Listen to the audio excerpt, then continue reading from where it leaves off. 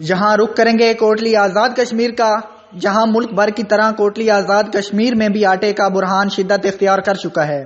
कई डिपो जो अवाम को सस्ता आटा फराम करने के लिए कायम है, आटा ना होने की वजह से उनको भी इस वक्त ताले लगे हुए हैं।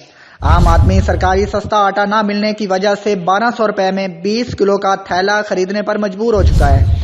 इस वक्त हमारे नुमाइंदा मोहम्मद नदीम चौधरी हमारे साथ कोटली से मौजूद हैं, उनसे इस बार बात करते हैं। जी नदीम चौधरी, तफसीलात से आगाह कीजिएगा, क्या डिटेल है?